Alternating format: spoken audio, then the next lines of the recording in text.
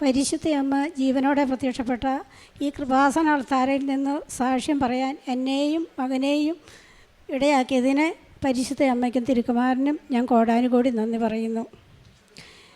ഞാൻ ഈ 21/1/2023 ഞാൻ ആദ്യമായിട്ട് ഉടമ്പടി എടുത്തത്. എൻ്റെ പേര് സാലി സണ്ണി, എൻ്റെ മകൻ തോമസ് സണ്ണി.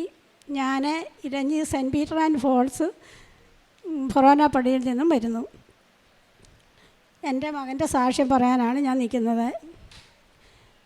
എൻ്റെ മകൻ ഡിഗ്രി BSc ഫിസിക്സ് എടുത്താണ് പഠിച്ചത്.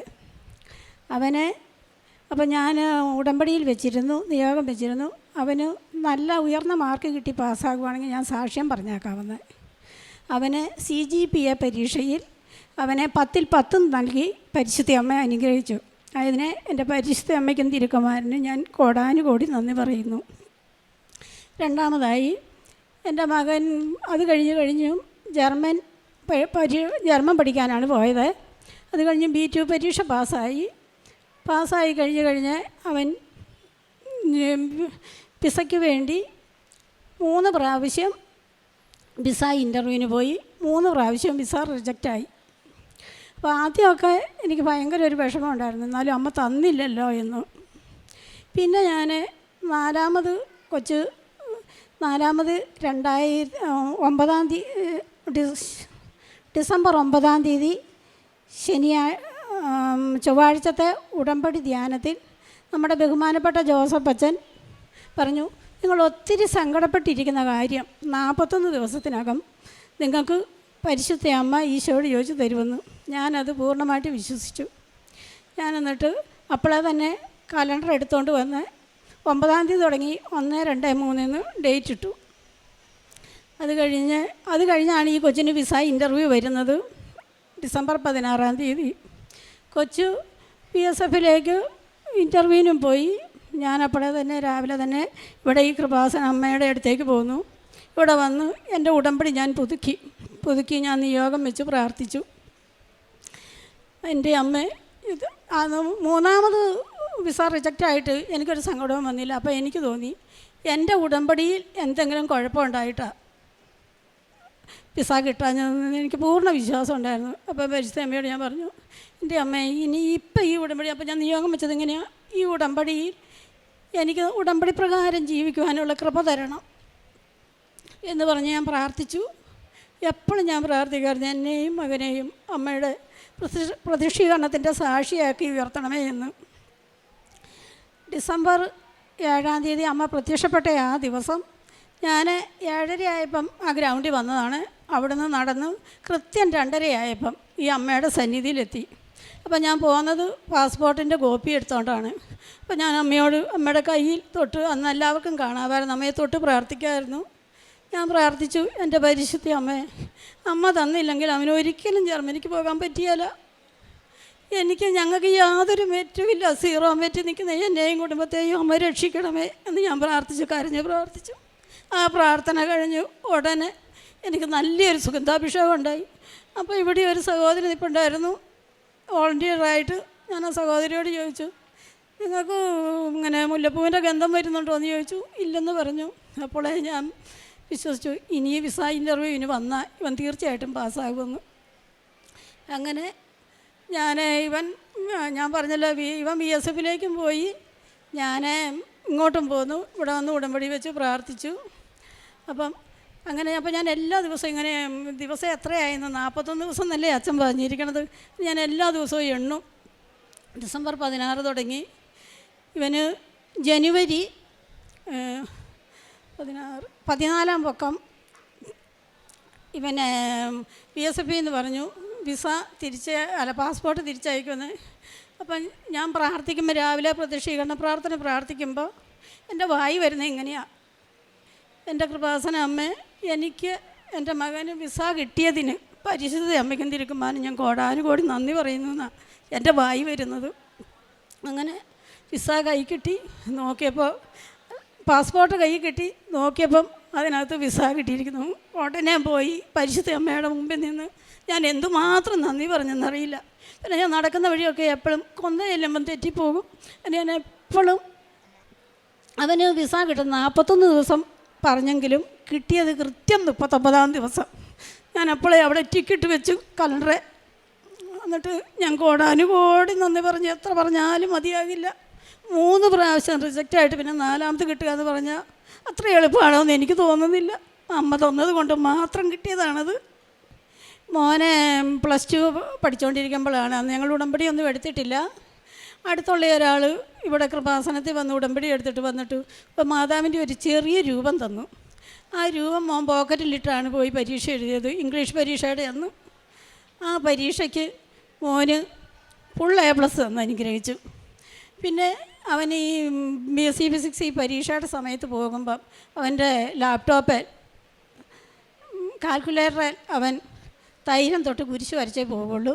ഞാൻ അവന് രാവിലെ പരീക്ഷയ്ക്ക് പോകുന്നതിന് മുമ്പായിട്ട് വിശ്വാസ പ്രമാണം ചൊല്ലി നെറ്റിയിലും അവൻ്റെ തലയുടെ നെറുകയിലും കയ്യിലും തൊണ്ടയിലും നാവിലും ഞാൻ തൈലം പുരട്ടി വിശ്വാസ പ്രമാണം ചൊല്ലി പ്രാർത്ഥിക്കും.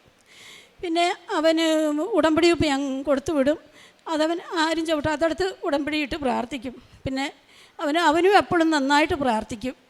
പ്രേക്ഷിത പ്രവർത്തനമായിട്ട് ഞാൻ ഇവിടുന്ന് വന്നു എന്ന് വന്നാലും ഞാൻ വരും, ഇടയ്ക്കിടയ്ക്ക് വരും. അമ്മയോട് എൻ്റെ സങ്കടം എനിക്ക് എന്ത് തോന്നിയാലും അപ്പോഴേ ഓടി വന്ന് അമ്മയോട് പറയണം. ഞാൻ അമ്മയുടെ അടുത്ത് വന്ന് പോകുമ്പം ഞാൻ പത്രം മേടിച്ചുകൊണ്ടേ പോവുള്ളൂ. ഈ ഡിസംബർ 16-ാം തീയതി ഞാൻ പത്രം മേടിച്ചുകൊണ്ട് പോയപ്പോൾ ഞാൻ വൈക്കത്ത് ബോട്ടിച്ചട്ടി ചെന്നപ്പം ഒരമ്മച്ചിയോട്, ഞാൻ വൈക്കത്ത് ബോട്ടിച്ചട്ടി ചെന്നപ്പോഴത്തേക്ക് 3 കെട്ട് പത്രം എൻ്റെ തീർന്നെന്നുള്ളതാണ്. അപ്പോൾ ഞാൻ ആ അമ്മച്ചിക്ക് പത്രം കൊടുത്തപ്പോൾ അമ്മച്ചി എന്നോട് പറഞ്ഞു, മോളെ എനിക്ക് വായിക്കാൻ അറിയത്തില്ലെന്ന് പറഞ്ഞു. അപ്പം ബോട്ട് വരാൻ കുറച്ച് താമസമുണ്ട്. ഞാൻ അവിടെ ഇരുന്നിട്ട് ഞാൻ അമ്മച്ചീനെ പത്രം വായിച്ച് കേൾപ്പിച്ചു. അപ്പോൾ അമ്മയോട് ഞാൻ അപ്പോൾ അമ്മ എന്നോട് പറയാം, എൻ്റെ മോളെ തീർച്ചയായിട്ടും ഞാൻ ഉടനെ തന്നെ പോകും. അമ്മച്ചി ഒരു വീട്ടു പണിക്ക് പോകുന്ന അമ്മച്ചിയാണ്. അമ്മച്ചി പറഞ്ഞു, ഞാൻ ഉടനെ തന്നെ, അയ്യോ എനിക്ക് എത്രയും പെട്ടെന്ന് അവിടെ ഒന്ന് എത്തിയാൽ മതി. വായിച്ച് കേട്ടപ്പോൾ അമ്മച്ചി എന്നോട് പറഞ്ഞ കാര്യമാണത്. പിന്നെ ഞാൻ പത്രം കൊടുക്കുന്ന അക്രൈസ്തവർക്കും ഓട്ടോ സ്റ്റാൻഡിലും വഴിക്കാണ് എൻ്റെ മുമ്പിൽ ആരെ കണ്ടോ ഞാൻ അവർക്ക് പത്രം കൊടുക്കും. എന്നിട്ട് ഞാൻ പറയും ദൈവം അനുഗ്രഹിക്കട്ടെ എന്ന് പറയും. പിന്നെ എനിക്ക് ആര് പത്രം തന്നാലും എപ്പം തന്നാലും ഞാൻ ആ പത്രം മേടിക്കുന്നത്. ഞാൻ പത്രം മേടിച്ചാന്ന് ഞാൻ വെക്കില്ല. എന്നിട്ട് ആ പത്രം ഞാൻ വേറെ അടുത്തയാൾക്ക് ആ പത്രം കൊടുക്കും. പിന്നെ കാരുണ്യപ്രവൃത്തിയായിട്ട് പിന്നെ ഞാൻ എല്ലാ ദിവസവും എനിക്ക് പറ്റുന്നിടത്തോളം ദിവസം ഞാൻ വിശുദ്ധ ബലിയിൽ പങ്കുകൊള്ളും. വിശുദ്ധ ബലിയിൽ പങ്കുകൊള്ളുകയും വിശുദ്ധ കുർബാന സ്വീകരിക്കുകയും ചെയ്യും. പിന്നെ അവിടെ അടുത്ത് കാരുണ്യപ്രവൃത്തിയായിട്ട് അവിടെ കരുണാലയം ഈ മാനസിക രോഗികളെ നോക്കുന്ന സ്ഥലമുണ്ട്. അവിടെ പോയി ഞാൻ അവരെ ആഴ്ചയിൽ ഒരു ദിവസം കുളിപ്പിക്കും. പിന്നെ അവിടെ ഭക്ഷണം പാകം ചെയ്യാൻ എന്നെക്കൊണ്ട് പറ്റുന്ന രീതിയിൽ ഞാൻ അവരെ സഹായിക്കും. പിന്നെ എനിക്ക് പറ്റുന്ന ചെറിയ തുകകൾ ഞാൻ കൊടുക്കും. പിന്നെ എൻ്റെ മകനോട് ഞാൻ പറയും, നിനക്ക് ശമ്പളം കിട്ടുമ്പം അവനും അവിടെ മാനസിക രോഗികളുള്ളതുകൊണ്ട് മകൻ അവിടെയുള്ളവർക്ക് ഭക്ഷണമായിട്ടും ചെറിയ ചെറിയ സഹായമായിട്ടും അവൻ്റെ ശമ്പളം കിട്ടുമ്പോഴൊക്കെ അവൻ കൊടുക്കും. പിന്നെ പ്രത്യക്ഷ കഴിഞ്ഞ പ്രാർത്ഥന വീട്ടിലവനുണ്ടെങ്കിൽ ഞങ്ങൾ ഒന്നിച്ചിരുന്നാണ് പ്രാർത്ഥന ചെല്ലുന്നത്. അവൻ പ്രത്യക്ഷമാണ്. അപ്പോൾ അവൻ ഉടമ്പടി പ്രാർത്ഥനയ്ക്കൊക്കെ കൂടും. പിന്നെ ബുധനാഴ്ച ദിവസം ഞാൻ രാവിലെ ഉള്ള ചായ മാത്രം കുടിക്കും. പിന്നെ വൈകുന്നേരം 6 മണിക്ക് ശേഷമേ ഭക്ഷണം കഴിക്കുകയുള്ളൂ. അപ്പോൾ ഒരു ദിവസം ഞാൻ ഇങ്ങനെ ഉപവസിച്ചുകൊണ്ടിരിക്കുമ്പോൾ എൻ്റെ മനസ്സിൽ തന്നെ തോന്നിയ പരിസ്ഥിതി എന്നോട് ചോദിച്ചാൽ, ഉപവാസം എടുക്കുന്നില്ലേ, എന്നാൽ പിന്നെ അങ്ങോട്ട് അന്നത്തെ ദിവസം മത്സ്യവും മാംസവും ഒന്നും കൂടെ നോയമ്പൂടി എടുക്കാൻ മേലേന്ന് എൻ്റെ മനസ്സിൽ തോന്നിച്ചു. അതിൽ പിന്നെ ഞാൻ ഒരിക്കലും ബുധനാഴ്ച ദിവസം മത്സ്യവും മാംസവും ഒന്നും കൂട്ടാറില്ല. എല്ലാത്തിനും എനിക്ക് തന്ന എല്ലാ കൃപകൾക്കും എനിക്ക് എന്തെങ്കിലും ഉണ്ടെങ്കിൽ എൻ്റെ അമ്മ തന്നതല്ലാതെ ഒന്നുമില്ല. ഈശോയോട് ചോദിച്ച് എല്ലാം എൻ്റെ അമ്മ ഈശോയോട് ചോദിച്ച് തന്നതാണ്. അതിന് ഞാൻ ഇവിടെയല്ല ഞാൻ നടക്കുന്ന വഴിയെല്ലാം കാണുന്നവരോടും എപ്പോഴും ഞാനതിനെ നന്ദി പറയാറുണ്ട്. ഈശോയ്ക്കും അമ്മയ്ക്കും എനിക്കിപ്പോൾ തന്ന എല്ലാ കൃപയ്ക്കും അനുഗ്രഹങ്ങൾക്കും എൻ്റെ പരിശുദ്ധ അമ്മയ്ക്ക് ഈശോയ്ക്ക് ഞാൻ നന്ദി പറയുന്നു. പരിശുദ്ധ അമ്മയുടെ ഈ പുണ്യഭൂമിയിൽ വന്ന് നിൽക്കാൻ സാധിച്ചതിന് ഞാൻ നന്ദി പറയുന്നു. അമ്മ പറഞ്ഞ പോലെ തന്നെ ഞാനൊരു 8 മാസക്കാലം ജർമ്മൻ പഠിച്ചു. അതിനുശേഷം 2 വർഷം പഠിപ്പിച്ചു. ഈ പഠിപ്പിച്ച് ആദ്യമൊക്കെ ആയിരുന്ന സമയത്ത് ആൾക്കാർ ചോദിക്കും എന്നാ പോകുന്നേ. അപ്പോൾ അതൊരു ഇതായതിനു ശേഷം ഞാനൊരു 2 വർഷം പിന്നെ വീട്ടിൽ അങ്ങനെ വന്നിട്ടില്ല. ഒരു ക്രിസ്മസിനാണെങ്കിലും അതുപോലെ തന്നെ ഒരു ഓണത്തിനാണേലും അങ്ങനെ വീട്ടിൽ വന്നിട്ടില്ല. കാരണം എപ്പോഴും ചോദ്യമാണ്, എന്നാ നീ പോകുന്നത്, നിനക്ക് പോവാറായില്ലേ, നീ പഠിപ്പിച്ച പിള്ളേർ പോയി, എല്ലാവരും പോയി, എനിക്ക് പോകാൻ പറ്റുന്നില്ല. 3 വിസ റിജക്റ്റായി. ഇപ്പം വീട്ടിലോട്ടാണെങ്കിലും കുറേ സാലറി കൊടുക്കാൻ പറ്റുന്നില്ല, കിട്ടുന്ന പൈസ പോകുന്നു. അപ്പം എല്ലാം കൊണ്ടും ഒരു ജർമ്മം പഠിച്ചതിന് ശേഷം ഒരു പരാജയം പോലെ എനിക്ക് തോന്നി. അതിനുശേഷം ഞാനും മുട്ടിപ്പായി പ്രാർത്ഥിച്ചു. എന്നെ കൊണ്ട് പറ്റാവുന്ന പോലെ ഞാൻ പിള്ളേരെ പഠിപ്പിച്ചു. നന്നായി അവരോടാണേലും ഞാൻ പറയും. അപ്പം ഞാനൊരു വൃദ്ധസദനം അടുത്തുള്ളത് പോവുകയാണെങ്കിൽ പിള്ളേരെ കൂട്ടിക്കൊണ്ടാണ് പോകുന്നത്. അവിടുത്തെ അപ്പച്ചനും അമ്മച്ചിമാരായിട്ട് വർത്താനം പറയും. പിന്നെ കിട്ടുന്ന പോലെ അവരുടെ നിന്നും ഞാൻ പറയും, നമുക്കൊന്നിച്ച് മേടിച്ച് കൊടുക്കാം, അവർക്കൊരു സന്തോഷമായിരിക്കുമല്ലോ. ചില ദിവസങ്ങളിൽ വൈകുന്നേരത്തെ കാപ്പി ഞങ്ങൾ മേടിച്ചു കൊടുക്കും. അപ്പച്ചനും അമ്മച്ചിക്കും ഒരു സന്തോഷമാണ്, അവിടുത്തെ സിസ്റ്റർമാർക്കൊരു സന്തോഷമാണ് ഞങ്ങൾ വരുന്നത്. അപ്പം അമ്മ തന്ന ഈ അനുഗ്രഹത്തിന് ഞാൻ നന്ദി പറയുന്നു. ഇനിയും അമ്മ കുറേ അനുഗ്രഹങ്ങൾ എനിക്ക് തരും, കാരണം കുറേ അനുഗ്രഹങ്ങൾ എനിക്ക് തന്നിട്ടുണ്ട്. അപ്പം ഈ അനുഗ്രഹങ്ങൾക്കൊക്കെ ഞാൻ കോടാനുകൂടി നന്ദി പറയുന്നു.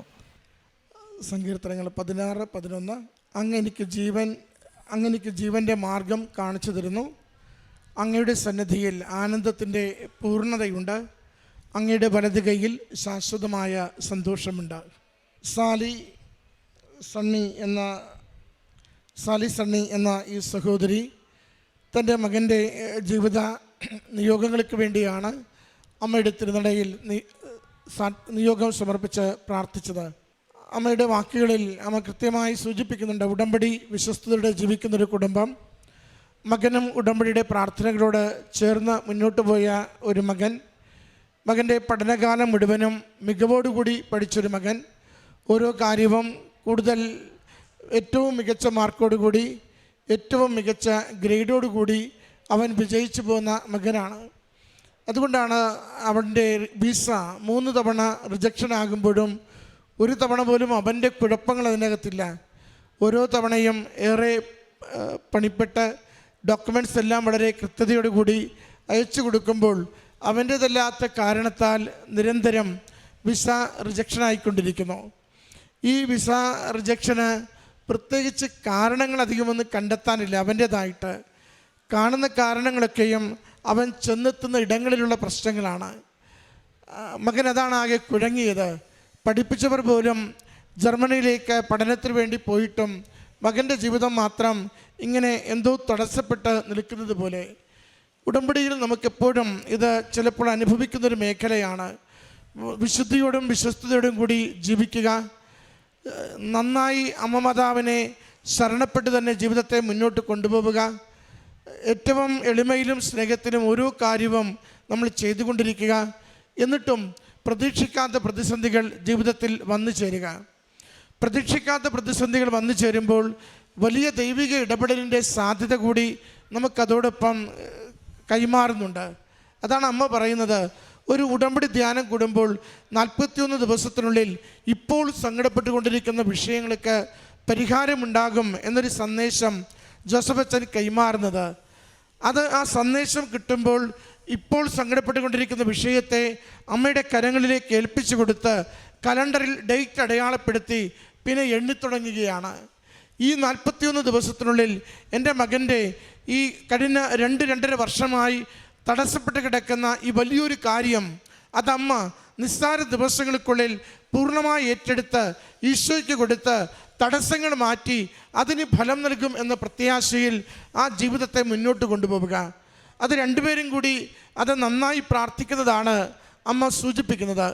മറ്റൊന്നുകൂടി അമ്മ പറയുന്നുണ്ട്, നിരന്തരം തിരിച്ചു വരുന്ന പാസ്പോർട്ട് അമ്മയുടെ തിരുനടയിലേക്ക് കൊണ്ടുവരുന്നു. 7-ാം തീയതി ഡിസംബർ 7-ന് എല്ലാവരും പ്രാർത്ഥിക്കുവാനും അമ്മയെ തൊട്ടുവണങ്ങി പ്രാർത്ഥിച്ച് ഏറെ ക്ലേശമുള്ള വിഷയങ്ങൾ സമർപ്പിക്കുവാനായി അവസരം ലഭിച്ചപ്പോൾ അമ്മ രാവിലെ വന്ന് ഏതാണ്ട് പ്രത്യക്ഷീകരണ സമയത്താണ് അൾത്താരയിലേക്ക് എത്തുന്നത്.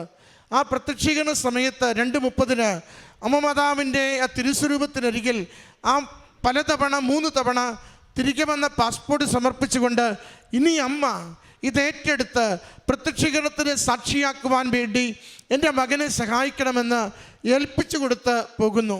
2 കാര്യങ്ങളാണ് ഈ മകന് വന്ന വലിയ തടസ്സത്തിന് അമ്മ ചെയ്ത പ്രവൃത്തികളായി നമ്മൾ കാണുന്നത്. ഭാരങ്ങൾ ലഘൂകരിക്കുന്ന പരിശുദ്ധമ്മയുടെ വലിയ സംരക്ഷണമാണ് പിന്നീടുള്ള ദിവസങ്ങളിൽ കാണുന്നത്. അതിൻ്റെ അവസാനം അമ്മ നന്നായി പറഞ്ഞു വെച്ചു, 39-ാമത്തെ ദിവസം മകൻ്റെ പാസ്പോർട്ട് കയ്യിൽ കിട്ടി, അതിൽ വിസ അടിച്ചിട്ടുണ്ടായിരുന്നുവെന്ന്.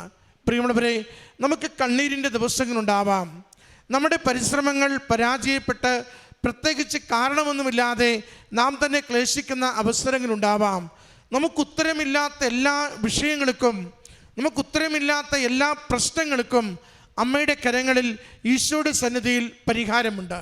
അതുകൊണ്ട് അത് കൂടുതൽ ക്ലേശത്തിലേക്ക് ജീവിതം മാറുമ്പോൾ, കൂടുതൽ എളിമപ്പെട്ട് ശരണപ്പെട്ട് ദൈവത്തിൽ ആശ്രയിക്കുമ്പോൾ അത് നമുക്ക് അനുഗ്രഹത്തിന് കാരണമാവും. പക്ഷേ ഉടമ്പടി നമുക്ക് വിശ്വസ്തയോടുകൂടി അല്പം പോലും ചഞ്ചലപ്പെടാതെ ചെയ്യുവാൻ സാധിക്കുന്നുണ്ടോ എന്ന ചില പരീക്ഷണങ്ങൾ നമുക്ക് വന്നുകൊണ്ടിരിക്കും. അമ്മ കാഷ്വലായി പറഞ്ഞുവെങ്കിലും അമ്മയുടെ സാക്ഷ്യത്തിൻ്റെ ഒരു പ്രധാന മർമ്മം നമ്മൾ കണ്ടെത്തുവാൻ പറ്റും. അമ്മ പറയുന്നുണ്ട്, 16-ാം തീയതി മകന് വേണ്ടി മകൻ VFSൽ ഇൻ്റർവ്യൂവിന് പോകുമ്പോൾ ഞാൻ നേരെ കൃപാസനത്തിലേക്ക് പോന്നു. ഇവിടെ വന്നിരുന്ന അമ്മയുടെ സന്നിധിയിൽ ആ ദിവസം മുഴുവനും പ്രാർത്ഥിച്ചു. തിരികെ പോയപ്പോൾ ഞാൻ 3 കെട്ട് പത്രവുമായിട്ടാണ് പോയത്.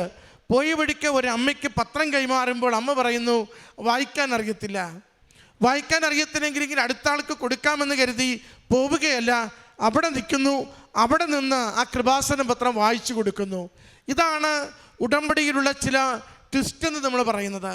കാരണം അമ്മ ആ രാവിലെ മുതൽ വൈകുന്നേരം വരെ ഈ ആലയത്തിലിരുന്ന് പ്രാർത്ഥിക്കുന്നു. വിശ്വാസത്തോടു കൂടി പ്രേക്ഷിത പ്രവർത്തനത്തിന് പത്രം ശേഖരിച്ചു കൊണ്ടുപോകുന്നു. കൈമാറുന്ന വ്യക്തിക്ക് അത് മനസ്സിലാക്കുവാനുള്ള ശേഷിയില്ലെന്ന് തിരിച്ചറിയുമ്പോൾ കൂടെ നിന്ന് പറഞ്ഞു കൊടുത്ത് വായിച്ചു കൊടുത്ത് വിശ്വാസം കൈമാറുന്നു. ആ വിശ്വാസ കൈമാറ്റത്തിനുള്ള അനുഗ്രഹത്തിൻ്റെ പേരാണ് മകന് ലഭിക്കുന്ന വിസ എന്നത്. പ്രിയമുള്ളവരെ, നാം അതുകൊണ്ട് ശ്രദ്ധിക്കണം. ഉടമ്പടിയിൽ ചില കാര്യങ്ങൾ ഇങ്ങനെ നമുക്ക് തടസ്സപ്പെട്ട് കിടക്കുമ്പോൾ പല രീതികളിൽ നമ്മുടെ വിശ്വാസത്തെയും ഉടമ്പടിയോടുള്ള വിശ്വസ്തതയെയും ഉരച്ചു നോക്കുന്ന അവസരങ്ങളുണ്ടാവും. ആ ഉരച്ചു നോക്കുന്ന അവസരങ്ങളിൽ നമ്മളത് ഷാർപ്പായി നാം അതിനെ ഇടപെടുകയും അതിൻ്റെ കാര്യങ്ങൾ ചെയ്യുകയും ചെയ്താൽ നമ്മുടെ ആ ടെസ്റ്റ് കഴിഞ്ഞു, പിന്നീട് നമുക്ക് അനുഗ്രഹം മാത്രമേ ഉള്ളൂ. ഈ മകൻ സന്തോഷത്തോടു കൂടി വിദേശത്തേക്ക് പോകുമ്പോൾ ഈ അമ്മ ഉടമ്പടി ജീവിതത്തിൻ്റെ ഓരോ പരീക്ഷകളും നന്നായി വിജയിച്ചതിൻ്റെ സർട്ടിഫിക്കറ്റാണ് അമ്മ മാതാവിൻ്റെ കരങ്ങളിൽ ഏൽപ്പിച്ചു കൊടുക്കുക. നമ്മുടെ ഉടമ്പടിയെ പരിശോധിക്കുക, നമ്മുടെ നിയോഗങ്ങളെ ഒന്ന് കാണുക. എവിടെയെങ്കിലുമൊക്കെ അതിൽ തടസ്സങ്ങളും ക്ലേശങ്ങളും ഉണ്ടെങ്കിൽ അല്പം കൂടി അമ്മയുടെ അരികിലേക്ക് ചേർന്ന് നിന്നുകൊണ്ട് അനുഗ്രഹം പ്രാപിക്കുവാനായി ഉടമ്പടി വിശ്വസ്തതയിൽ നമുക്ക് ജീവിക്കാം. ഈ കുടുംബത്തിൽ ലഭിച്ച ഈ അനുഗ്രഹങ്ങൾക്ക് അമ്മ മാതാവിനും തിരുക്കുമാരനും നന്ദി പറഞ്ഞുകൊണ്ട് കരങ്ങളടിച്ച് ഈ സാക്ഷ്യം നമുക്ക് സമർപ്പിക്കാം. അത്യപൂർവ ദൈവാനുഭവങ്ങൾ ഇനി നിങ്ങൾക്കും സ്വന്തം. ഈ യൂട്യൂബ് ചാനൽ ഇതുവരെ സബ്സ്ക്രൈബ് ചെയ്തിട്ടില്ലെങ്കിൽ ഇപ്പോൾ തന്നെ സബ്സ്ക്രൈബ് ചെയ്യുക. ഈ വീഡിയോ ഇപ്പോൾ തന്നെ നിങ്ങളുടെ സുഹൃത്തുക്കൾക്ക് ഷെയർ ചെയ്തുകൊണ്ട് കർത്താവിൻ്റെ പ്രേക്ഷിതരാകുക.